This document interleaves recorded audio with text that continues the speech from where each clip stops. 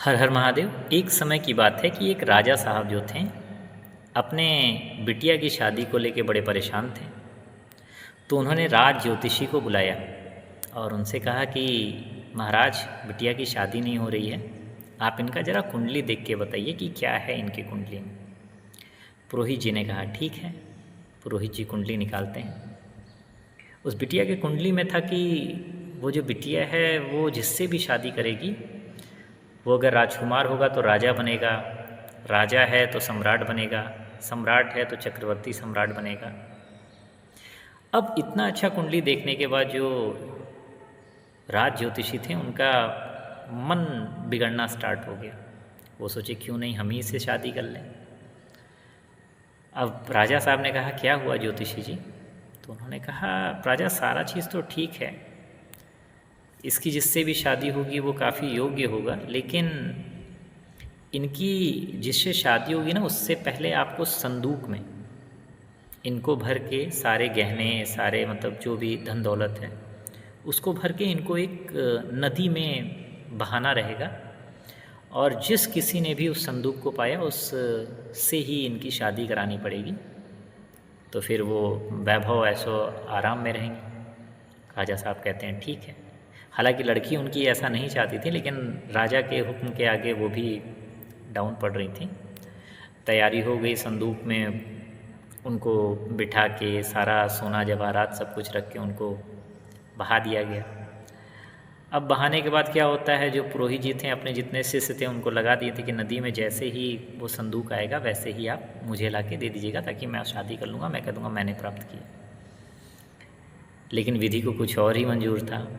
वो जो शिष्य थे पुरोहित जी के वो उस संदूक को नहीं पा पाए। अब वो संदूक को नहीं पा पाए तो फिर क्या हुआ, वो संदूक बहता बहता एक राजकुमार के पास जाता है और राजकुमार से जैसे ही महारानी निकलती हैं वो कहती हैं भाई ये संदूक जिसको भी लगनी थी उसको मुझसे शादी करनी थी, तो अब आप मुझसे शादी कर लीजिए। तो उस संदूक में एक हीरे का अंगूठी रहता है, उसको पहना के जो राजकुमार रहता है उनसे शादी कर लेते हैं। और उसके बाद कहते हैं अरे यार, संदूक को अभी मतलब संदूक किसी को मिल गया, ये चीज़ करने के लिए इसको बहाना भी तो पड़ेगा। तो उन्होंने कहा खाली संदूक क्या भेजा जाए, अभी रुको मैं इसमें कुछ भर देता हूँ।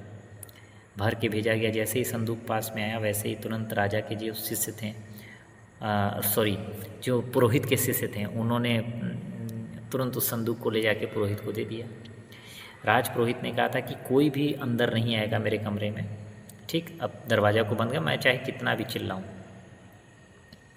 अब वो संदूक को खोलते हैं कि भाई लड़की निकलेगी, उससे शादी ये वो तमाम चीज़ें करेंगे।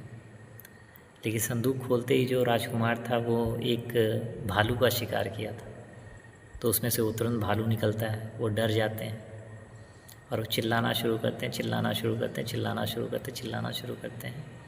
लेकिन शिष्यों से कहा था कि कोई उस दरवाजे को खोलेगा नहीं, तो कोई शिष्य खोलता भी नहीं। अंततः जो पुरोहित रहते हैं उनको भालू मार डालता है और मरते समय वो कुछ बोर्ड पे लिख के जाते हैं कि अंततः होनी को कोई टाल नहीं सकता। वो जो लड़की थी उसको किसी योग्य वर के पास जाना था और वो उस योग्य वर के पास चली गई। तो देखिए, लालच का इस तरीके से हमेशा गलत अंजाम होता है। हमको कभी भी बहुत ज़्यादा लालची नहीं बनना है। राजा साहब अगर पुरोहित जी अगर लालची नहीं बने होते तो शायद किसी योग्य वर से उनकी शादी ऑटोमेटिक होती और शायद वो बच जाते। लेकिन इसी को कहा जाता है, विधि के विधान को कौन पलट सकता है।